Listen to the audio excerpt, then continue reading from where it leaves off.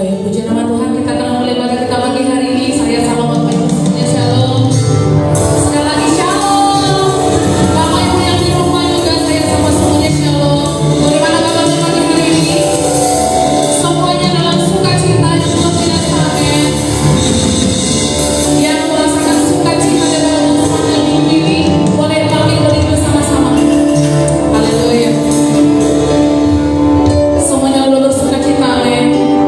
Ya, yang bersukacita boleh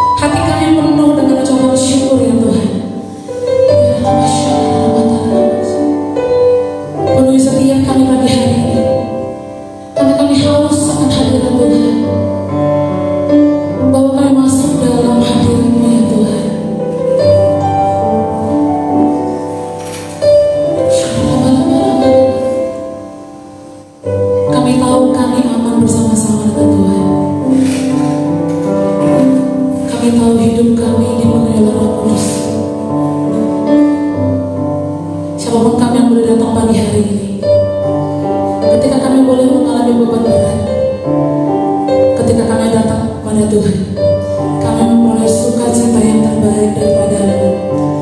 Terima kasih Tuhan.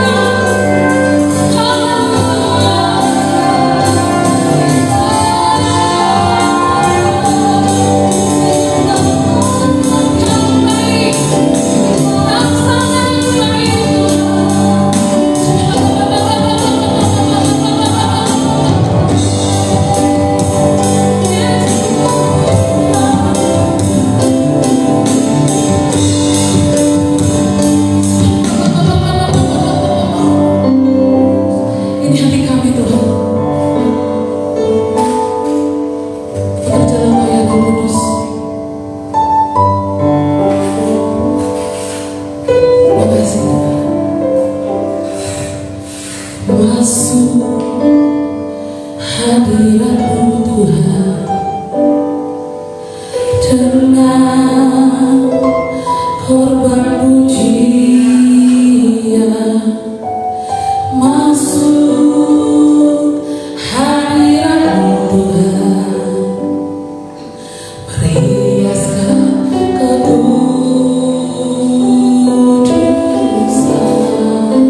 Sama-sama katakan di hati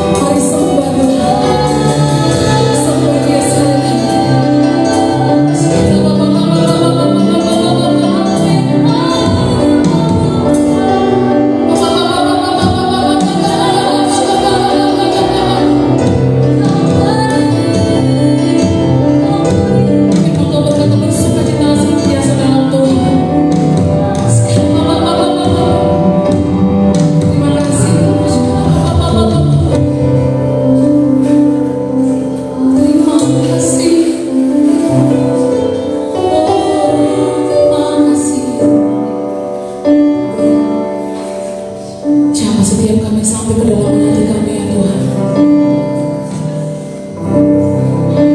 Bahkan seluruh umat-Mu yang boleh hadir Tuhan, bahkan yang menyaksikan ibadah live streaming ini, kami tahu Tuhan, ketika kami berseru, ketika kami mengangkat tangan, Engkau turun tangan untuk menjamah setiap Tuhan.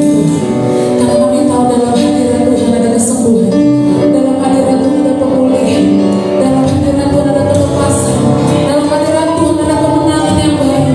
Dalam nama Yesus.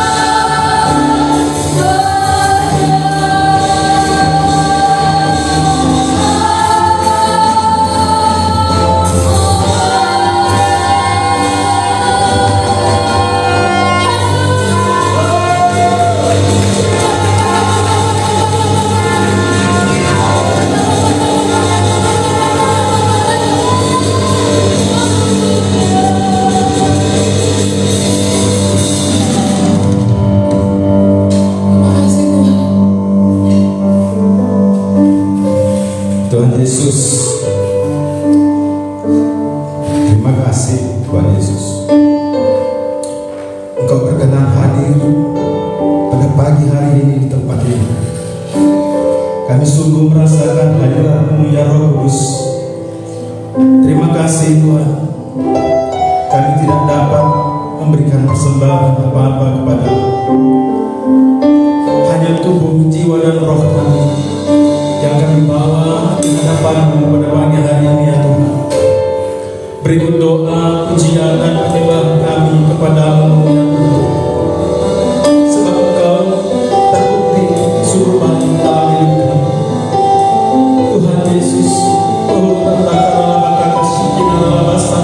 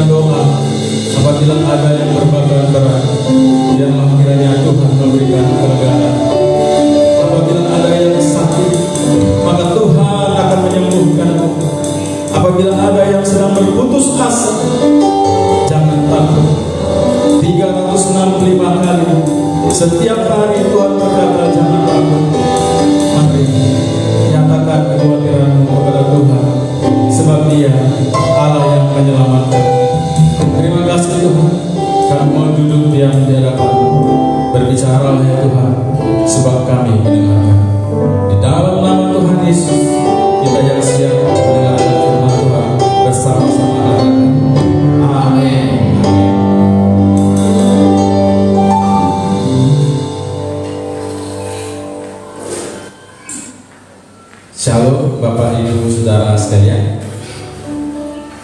Shalom saudara yang ada di gereja ini. Ya, sapa dulu. Ya, baik di depan para pemusik, para pekerja, jemaat-jemaat yang hadir, shalom. Kemudian shalom bagi Bapak Ibu Saudara yang ada di rumah, shalom. Semuanya kita boleh ada sebagaimana kita ada saat ini adalah itu semua karena anugerah Tuhan semata, bukan karena kekuatan ataupun karena pintaran kita, bukan. Jadi sekali lagi semua yang kita lakukan adalah untuk Tuhan. Saya tiba-tiba diingatkan dengan satu ayat, hidup adalah Kristus dan mati adalah keuntungan. Apapun pekerjaan, apapun pelayanan, apapun keseharian kita, biarlah kita melakukan semuanya berdasarkan Kristus saja, supaya nanti ketika Tuhan panggil kita siap dan kita boleh mengatakan bahwa kematian adalah keuntungan. Jadi kematian bukan lagi hal yang menakutkan. Kematian adalah hal yang menjadi kerinduan kita.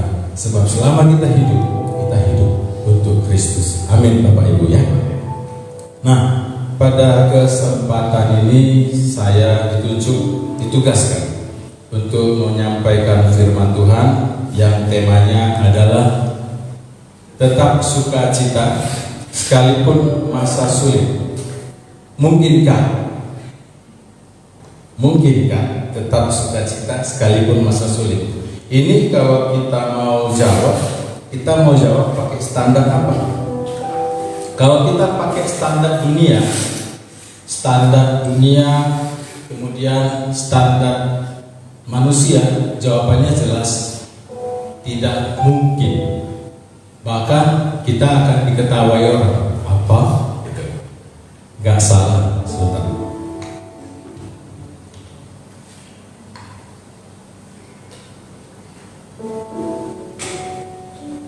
standar dunia. Tapi ada satu standar lagi, yaitu standar Tuhan atau standar surga. Nah, tentu di sini saya akan pisahkan dulu sukacita itu dari dua pemahaman. Pemahaman yang pertama, sukacita itu happy. Pemahaman yang kedua yaitu joy. Happy sama joy ini, ya, saya pernah mencoba menuliskannya di bahan FA. Ini beda. Tapi di sini yang mau kita bahas adalah joy. Nah, tetap sukacita sekalipun masa sulit. Mungkinkah? Kita akan lihat, kita akan kupas dasar firman-Nya, yaitu Habakuk 3 ayat 17 sampai 19. Masa sulit dari perspektif Alkitab, ya. Masa sulit dari perspektif Alkitab berdasarkan kitab Habakuk ini itu di ayat 17. Kita baca sama-sama, di situ ada di slide.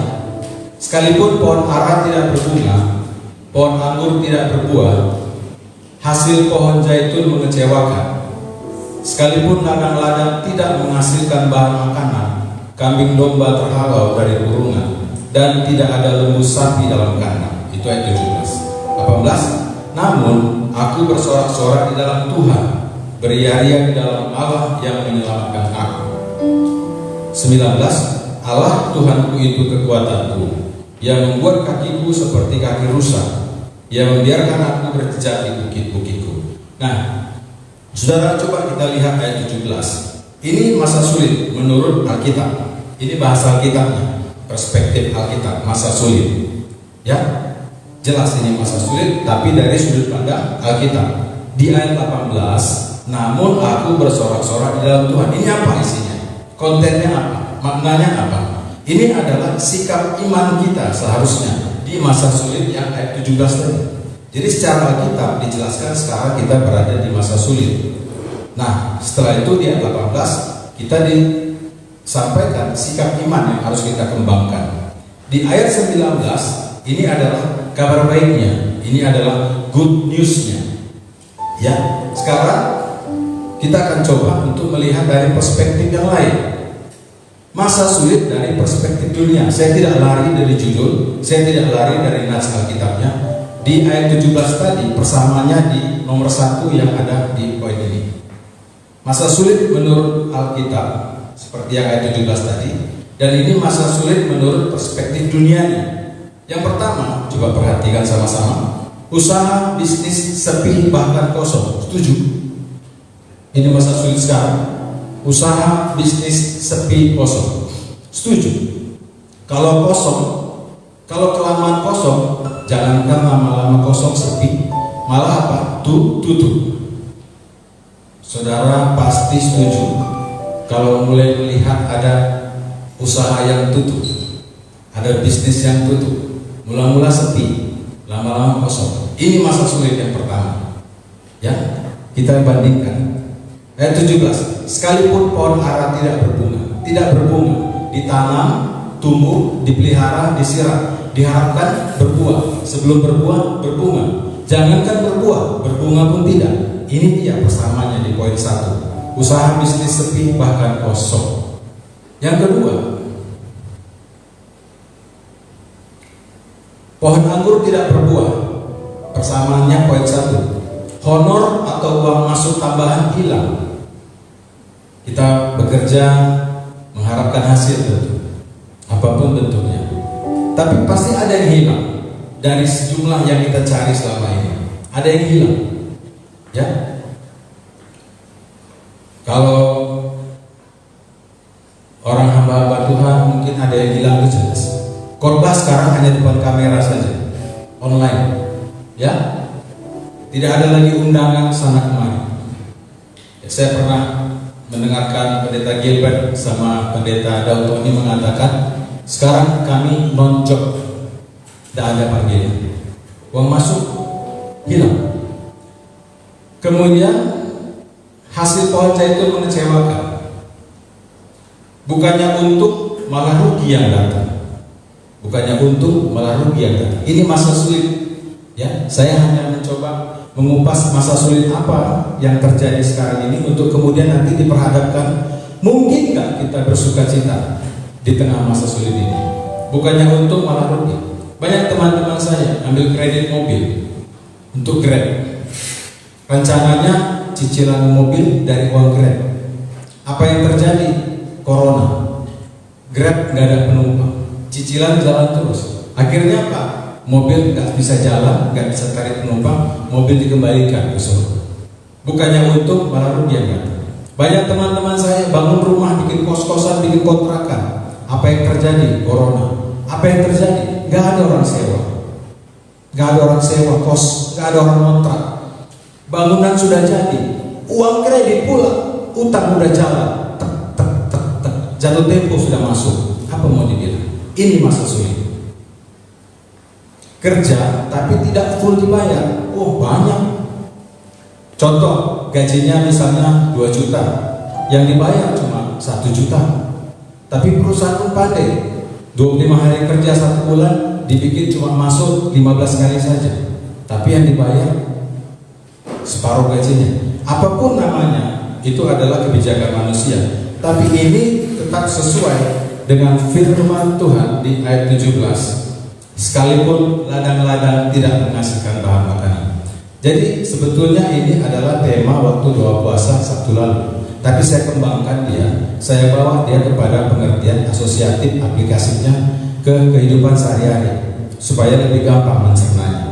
Lalu saya tambahkan dengan kata mungkinkah, ya, secara etika kutipan itu kita tidak boleh lupa menyebutkan sumber. Sumber itu harus tetap kita sebutkan supaya kita tidak dibilang plagiat.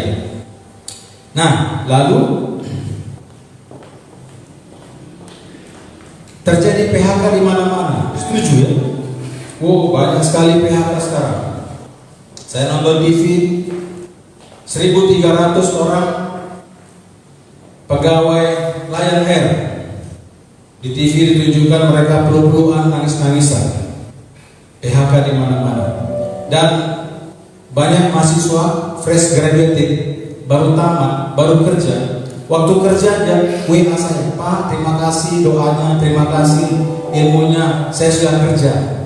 2 bulan kemudian setelah corona dia WA, Pak, tolong doakan pekerjaan saya. Nah, bagaimana pekerjaan kamu? Kami dirumahkan, Pak.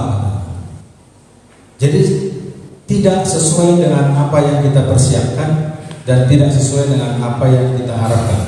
Inilah masa sulit. Ya, kemudian masa sulit yang berikutnya masih tetap sesuai dengan konteks judul dan nats Alkitab. Tabungan yang semakin berkurang karena ditarik terus untuk menutupi biaya. Ya, itu di ayat 17 kalimat terakhir. Dan tidak ada lembu sapi dalam kandang. Tidak ada lembu sapi dalam kandang. Kandangnya ada. Disebutkan lembu sapi, berarti kandang itu dulu pernah diisi sama lembu dan sapi. Tapi dikatakan terakhir kandang itu sudah tidak ada lagi lembu dan sapinya. Ini terjemahannya adalah tabungan yang semakin berkurang karena ditarik terus untuk menutupi biaya-biaya. Nggak ada pemasukan, maka yang dilakukan apa? Tarik dari tabungan, semakin berkurang. Jangankan nambah, nabung aja nggak bisa. Pak, bagaimana dengan orang yang nggak bisa menabung selama ini? Tuhan tahu ada orang yang nggak bisa menabung, makanya Tuhan kasih ayat ini. Dan inilah yang diterjemahkan sebagai masa sulit. Nah, lalu kita sebagai orang Kristen, orang percaya, kita diperintahkan untuk tetap sukacita dalam keadaan seperti ini. Standar dunia bilang apa? Nggak mungkin. Standar manusia bilang apa? Wah, sesat ini, kayak gini disuruh sukacita. Tapi kita pakai standar Tuhan, kita pakai standar surga. Bukan hanya untuk kita, karena ingat kita disuruh pergilah dan menghasilkan buah.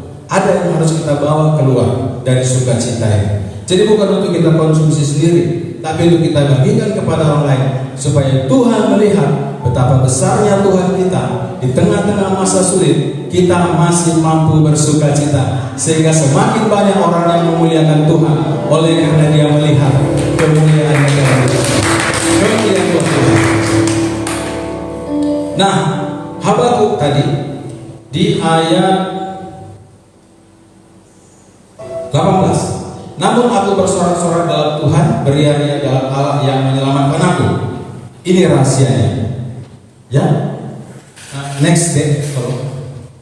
Ya. Rahasianya adalah sikap iman kita. Apa itu sikap iman kita? Tetap tinggal di dalam Tuhan. Sebab perhatikan, Allah yang menyelamatkan aku. Beri kemuliaan buat Tuhan, Allah yang menyelamatkan aku. Katakan kanan kiri, Allah yang menyelamatkan aku. Jadi tetap sukacita sekalipun masa sulit. Mungkinkah mulai bisa kita menjawab dengan tegas? Mungkin. Mulai kita bisa menjawab dengan tegas. Mungkin. Kita lihat ayat yang ke-19. Ayat yang ke-19. Ya. Allah Tuhanku itu kekuatanku, Ia membuat kakiku seperti kaki rusa, Ia membiarkan aku berjejak di bukit-bukitku. Apa maksud Tuhan? Next. Ya, di situ ada kata kaki rusa. Saya bikin di sini terjemahannya terobosan. Di USU itu, di Biro Rektor, ada rusa banyak. Sore-sore banyak anak-anak sama orang tuanya kasih makan, beli sayur kasih makan. Tapi di situ suka dibilang jangan ganggu ya deh, jangan bikin rusanya marah. Nah, apa yang terjadi? Ternyata rusa kalau marah atau kalau terancam itu dia bisa lompat. Pagar mereka 2 meter, tapi mereka bisa lompat. Kaki rusa punya potensi untuk lompat, artinya terobosan. Tuhan tahu kita berada di masa sulit, dan Tuhan tahu kita sedang terancam.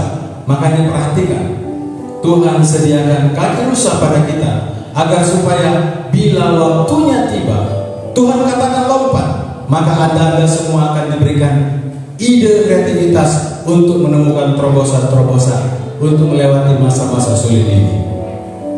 Kemudian dari ayat 19 juga ada kata bukit-bukit.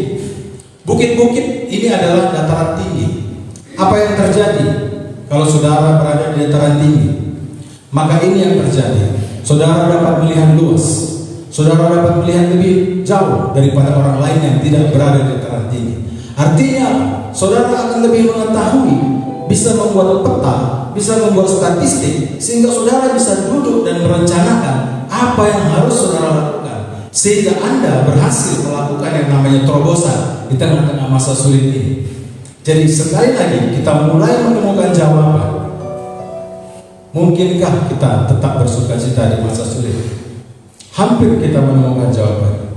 Jadi saya mencoba untuk membagi masa sulit ini menjadi 2 fase. Ini tahun 2020, di awal kemarin, bulan Januari, kita mulai diperdengarkan dengan nama Corona, ya, COVID-19.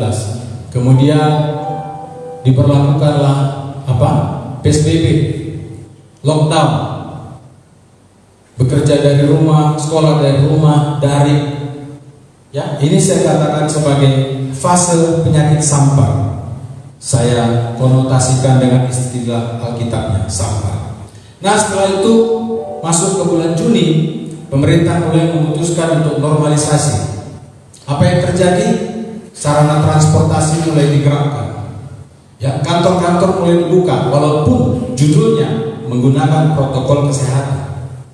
Nah, kenapa pemerintah memberlakukan normalisasi? PSBB mulai dilonggarkan.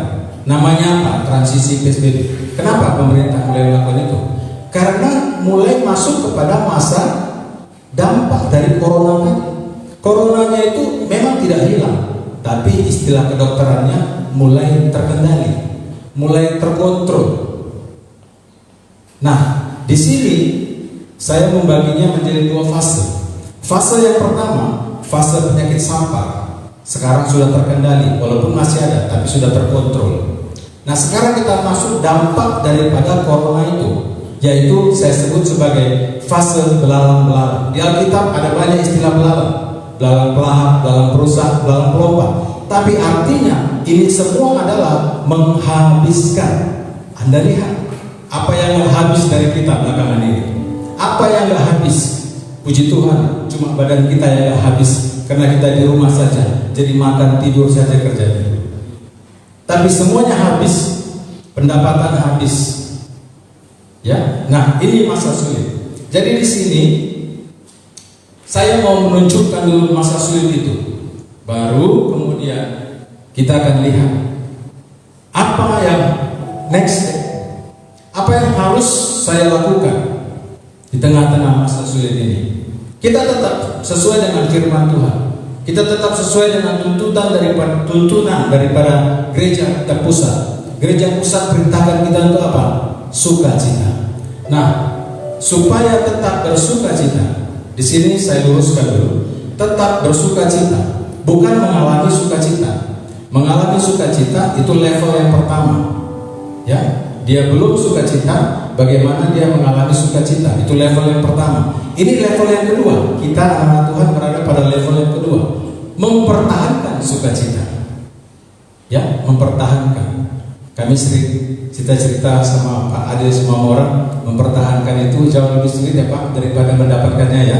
Nah, jadi ini bagaimana mempertahankan? Karena judul tetap bersukacita. Ini artinya konsisten, pertahankan sukacita. Nah, bagaimana mempertahankan sukacita atau tetap sukacita tadi? Yang pertama adalah satu, ya. Kita baca sama-sama dalam hadis saja. Saya baca pakai suara. Tinggallah di dalam aku dan aku di dalam kamu. Sama seperti ranting tidak dapat berbuah dari dirinya sendiri kalau tidak tinggal pada pokok anggur. Demikian juga kamu tidak berbuah jikalau kamu tidak tinggal dalam aku. Yohanes 15 ayat 14. Di situ ada saya hitamkan, tinggal di dalam aku dan aku di dalam kamu. Aku di situ Yesus, tinggal di dalam aku. Pak, bagaimana Pak tinggal di dalam aku, di dalam Yesus dan Yesus dalam aku? Itu baca kitab suci. Saya teringat lagu sekolah minggu. Baca kitab suci, doa tiap hari. Ya, baca kitab suci, doa tiap hari, serta pujian penyembahan. Bapak Ibu, saudara, minta sama Tuhan, doa sama Tuhan, ajari Tuhan. Kita tinggal bilang, Tuhan aku mau baca kitab tiap hari. Tuhan ajari. Bahkan Tuhan akan berikan cara-cara baru kepada kita untuk belajar Alkitab. Doa selalu. Ya, saya suka marah juga dengan anak-anak di rumah. Doa itu kok cuma doa makan saja sama doa tidur, nggak ada doa yang lain. Dan ada satu lagi, saudara, mereka berdoa kalau mereka punya masalah. Ya, ini PR juga buat saya untuk mendisiplinkan mereka. Artinya apa? Menjadikan doa itu sebagai satu gaya hidup yang integrasi kepada dirinya, tidak pernah lepas. Nah, yang kedua, supaya tetap bersukacita. Ya, perhatikan. Ada seorang laki-laki di tanah Uz bernama Ayub. Orang itu saleh dan jujur. Ia takut akan Allah dan menjauhi kejahatan. Ayub 1 ayat 1. Di situ saya tebalkan, hitamkan. Saleh dan jujur. Nah, mengapa ini diberikan Tuhan kepada kita hari-hari ini di tengah masa sulit? Karena Tuhan tahu banyak orang yang berubah setia di masa-masa sulit ini. Banyak orang yang berani mengambil keputusan kompromi dengan dosa di masa-masa sulit ini supaya mendapatkan apa? Mendapatkan tambahan. Kalau Bapak Ibu perhatikan berita-berita kejahatan di televisi, kejahatan apa yang paling mencolok? Kejahatan apa yang paling dominan di masa-masa pandemi COVID-19 ini? Saya perhatikan yang paling mencolok adalah kurir narkoba dibandingkan dengan kasus pembunuhan dan pemerkosaan. Tapi kasus-kasus kurir narkoba ini menjadi pilihan belakangan ini. Ya, perhatikan. Ya, takut akan Allah dan menjauhi kejahatan. Jadi mulai mengerti bahwa mempertahankan kesalehan, ya, takut akan Allah. Sekarang orang malah bernegosiasi dengan takut akan Allah. Dia ganti kalimatnya, Allah mengerti kok. Tuhan katakan takut akan Allah, tapi di masa sulit orang ganti, Tuhan ngerti kok. Tuhan ngerti kok kesulitan. Dan sering sekali kita menganggap itu jalan keluar dari Tuhan. Nah, yang ketiga, janganlah engkau lupa memperkatakan kitab Taurat ini, tapi renungkanlah itu siang dan malam, supaya kau bertindak hati-hati sesuai dengan segala yang tertulis di dalamnya. Sebab dengan demikian perjalanan akan berhasil dan engkau akan beruntung. Yosua 1 ayat 8. Apa kata Tuhan? Memperkatakan. Ini di mana? Di mulut. Memperkatakan. Tapi renungkanlah di mana? Di hati. Pikirannya mana? Nggak pakai pikiran. Kenapa? Karena pikiran yang kita pikirkan pasti masa sulit. Artinya apa? Tuhan sedang perintah sama kita, jangan pikirkan masa sulitnya. Renungkan saja firman-Ku dan perkatakan saja firman-Ku di tengah-tengah kesulitanmu. Kosongkan pikiranmu, maka aku akan melakukan bagianku setelah melihat engkau melakukan bagianmu. Itu kata Tuhan. Kata Tuhan. Nah, yang keempat, supaya tetap bersukacita. Sekali lagi, mempertahankan sukacita tadi ya, bukan mengalaminya. Nanti mudah-mudahan kalau ada sesi berikutnya saya diundang, saya akan uraikan bagaimana mengalami sukacita. Yang keempat, tapi hendaklah kamu menjadi kudus di dalam seluruh hidupmu, sama seperti Dia yang kudus yang telah memanggil kamu. Kudus di dalam seluruh hidupmu. Pak, saya tidak kudus, Pak. Perhatikan baik-baik. Kudus itu proses. Kudus itu seleksi. Tuhan katakan apa? Banyak yang dipanggil, tapi sedikit yang dipilih. Berarti ada di situ ujian, ada di situ seleksi, ada di situ lulus atau tidak lulus. Nah, saya dulu tidak kudus, tapi sekarang bukan saya katakan saya sudah kudus, tapi saya berani katakan bahwa saya lebih kudus sekarang daripada dulu. Artinya apa? Kudus itu mengalami peningkatan. Kalau tahun ini tingkat kekudusan kita adalah 60%, maka diharapkan tahun depan tingkat kekudusan kita itu boleh menjadi 70%. Kenapa? Karena kita menunggu waktunya Tuhan. Karena tidak ada satupun di antara kita yang tidak rindu ketika Tuhan datang, maka kita akan diangkat oleh Tuhan. Nah, inilah 4 yang harus kita lakukan supaya tetap berhasil mempertahankan sukacita tadi. Oke, kita sudah diperlengkapi dengan firman Tuhan. Tuhan katakan, pergilah menghasilkan buah. Next day, pergi, jangan tinggal di gereja. Tidak, pergi, terjun ke masyarakat. Tunjukkan kepada masyarakat bahwa kita adalah orang gereja. Lalu dunia akan bertanya, mungkinkah tetap bersukacita sekalipun masa sulit? Maka kita akan jawab, kita bisa menjawab orang dunia, sangat mungkin. Lalu Tuhan bicara kepada kita. Filipi 4 ayat 13. Mari saudara, kita baca sama-sama. 1, 2, 3. Segala perkara dapat ditanggung di dalam Dia yang memberi kekuatan kepada memberikan kemuliaan kepada Tuhan. Jadi kalau kita kembali kepada judul, tetap sukacita sekalipun masa sulit, mungkinkah? Maka sampai pada titik ini, jawaban kita adalah mungkin. Kenapa? Tuhan segala perkara dapat ditanggung di dalam Dia yang memberikan kekuatan kepadamu. Di saat badai bergelora,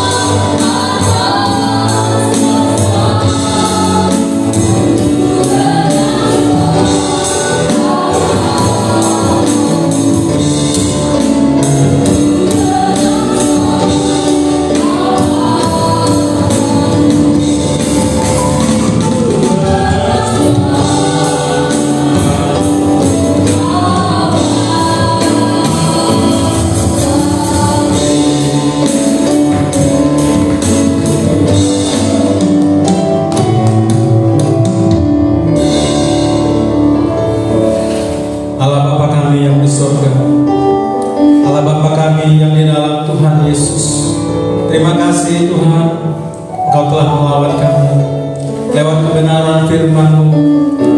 Tuhan, kami memutuskan untuk pergi menghasilkan buah tengah-tengah masyarakat. Kami akan menjadi duta-duta-Mu ya Tuhan. Kami akan ceritakan lewat perbuatan kami. Kami tidak menceritakan iman kami, tetapi kami menunjukkan perbuatan kami, agar lewat perbuatan kami, iman kami boleh nyata di tengah-tengah masyarakat, sehingga orang akan memuliakan Engkau. Dari tempat ini ya Tuhan, Engkau akan utus setiap kami untuk menjadi duta-duta. Terima kasih Tuhan buat gereja ini. Kami berdoa buat TPI Medan Permai, diberkatilah gereja ini ya Tuhan. Biarlah gereja ini bertambah-tambah, mengembang ke kanan dan ke kiri, melakukan apa yang menjadi pesan-pesan Tuhan, menjadi berkat bagi masyarakat.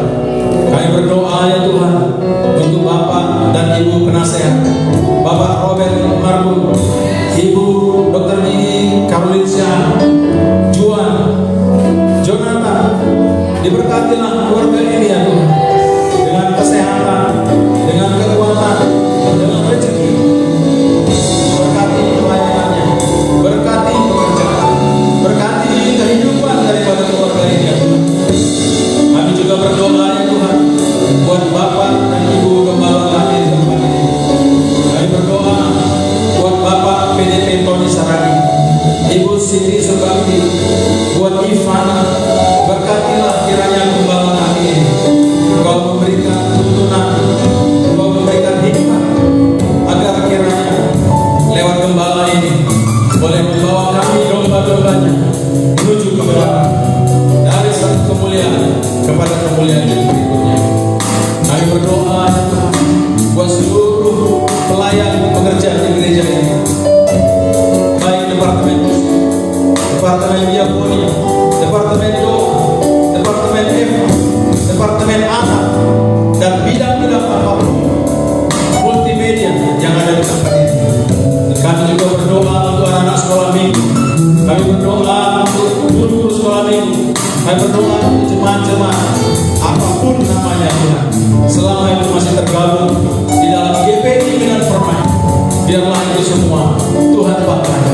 Tuhan pakai, sebab kalau Tuhan pakai, itu sudah cukup bagi kami menjadi jaminan di tengah-tengah kehidupan kami. Sehingga seperti Tuhan katakan, apa saja yang kami berbuat, itu pasti akan berhasil dan beruntung untuk membawa kemuliaan nama-Mu. Kami berdoa ya Tuhan untuk jemaat-jemaat di tempat ini. Terima kasih ya Tuhan buat jemaat-jemaat yang sudah Engkau kirimkan ke tempat ini. Kami berdoa ya Tuhan, mereka akan diberkati, mereka akan mengalami perjumpaan dengan Tuhan, dan mereka akan rindu hatinya untuk kemudian boleh datang beribadah lagi di tempat ini. Kami juga berdoa buat jemaat yang ada di rumah, kiranya juga ada impartasi Tuhan buat mereka, sehingga mereka diberkati ya Tuhan. Mereka akan terlayani ya Tuhan lewat ibadah dan streaming, dan kiranya mereka akan memiliki kerinduan ya Tuhan untuk mengenal lebih jauh lagi kehadiran-Mu, kekuasaan, kemuliaan lewat pelayanan di tempat ini. Ya Tuhan, kami berdoa untuk kota kudus-Mu Yerusalem. Shalom Yerusalem, Shalom Yerusalem. Biarlah kiranya berkat sentosa putih-putih melanda Yerusalem, memenuhi kota ini, dan berkat yang terbaik dari Yerusalem itu boleh juga masuk dan kehidupan ini. Terima kasih ya Tuhan. Kami berdoa buat kota Medan, diberkatilah kota Medan. Firman berkata, berdoa bagi kota, sebab kesejahteraan kota ini adalah kesejahteraan kami juga.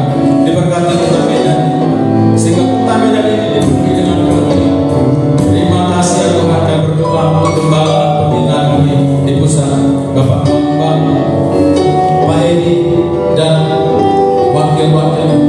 Kiranya Tuhan memberkati hamba-Mu ini, berikan ketenangan hati dan jiwa mereka di dalam memimpin gereja yang besar ini. Berikan hikmat, berikan roh yang mampu membedakan, berikan kekuatan untuk berjalan terus membimbing membesarkan nama Tuhan di gereja ini. Terima kasih ya Tuhan. Kami sungguh bersyukur kepada-Mu, dan sebelum pulang ya Tuhan, kami rindu menerima berkat dari Tuhan. Kekasih-kekasih Tuhan, sekarang arahkanlah hati dan pikiranmu kepada Tuhan, serta percaya Tuhan memberkati engkau dan melindungi engkau. Tuhan menyinari engkau dengan wajahnya dan memberi engkau kasih karunia. Tuhan menghadapkan wajahnya kepadamu dan memberi engkau damai sejahtera. Terimalah dan bawalah berkat berlimpah-limpah dari Allah dan kasih karunia di dalam Tuhan Yesus Kristus, serta persekutuan yang manis dengan Roh Kudus, dari sekarang bahkan sampai selama-lamanya. Kita yang sudah diberkati bersama-sama katakan amin.